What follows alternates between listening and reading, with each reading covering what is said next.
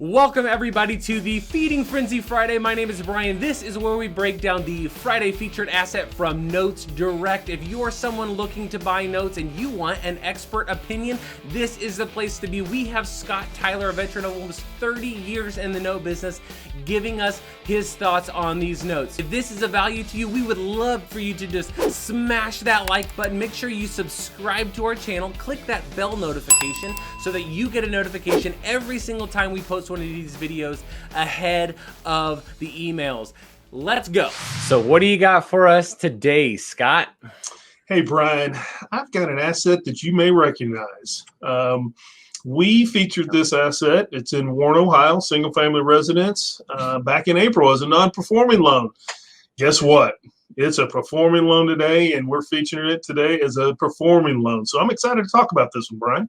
Yeah, that sounds really cool. So kind of let's backtrack it for a second. So in April, we talked about it as a non-performing loan. What happened from that point in time to where we are today that has kind of changed the narrative here?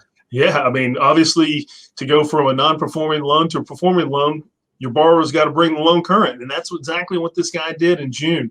He had 11 or 12 payments. He brought this loan current. He was, when we featured it back in April of this year, I think he was due for the May payments. So yeah, he's made quite a bit of payments, brought his loan current. And now we have a performing loan, right?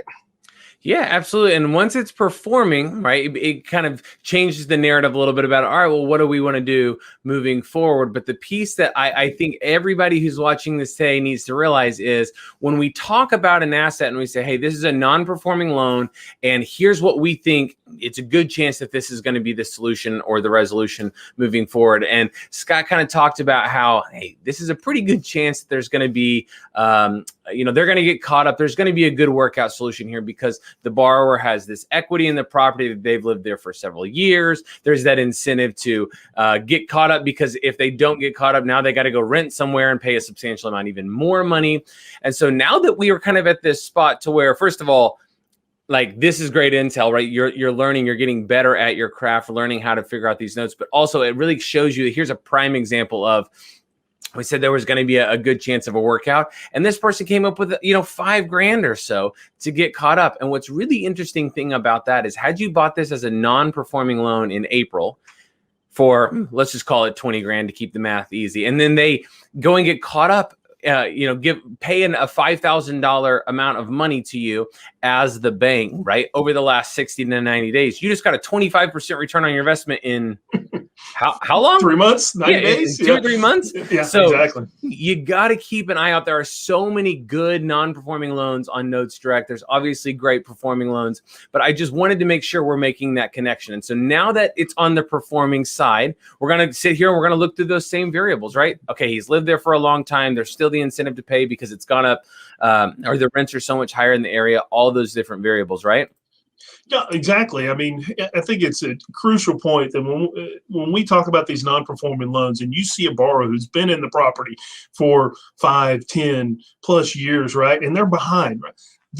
I guarantee you 99% of the time there is emotional equity to that house of some sort, right? And the second thing is if rents in this area are $800 plus, Brian. I mean, $325, he can't rent a property or live anywhere in that area for $325 a month. So when you're doing your due diligence on these non-performings, look at all the little factors, because I mean, this was a perfect opportunity for an investor to come in and buy that note as a non-performing, like I said, make 5+K in payments in 90 days and have a performing loan versus a non-performing loan. So we wanted, like you said, to make sure everybody sees that. And when they're doing their due diligence, that they're looking at those points.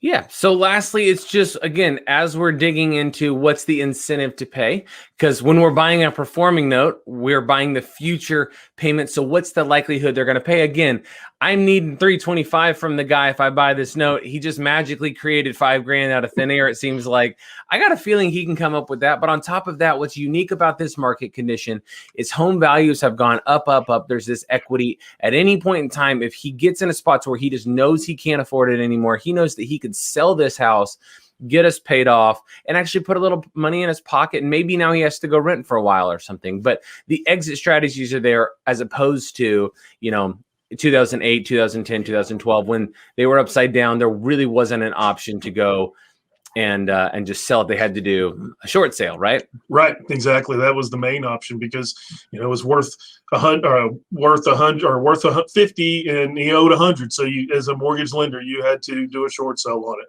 But in this case, on this one, as an investor too, I mean, look at the purchase price and look at the what the property's worth. I mean, you're at less than 50% as investment to value as an investor too. So that's another thing you got to look at, the risk factor.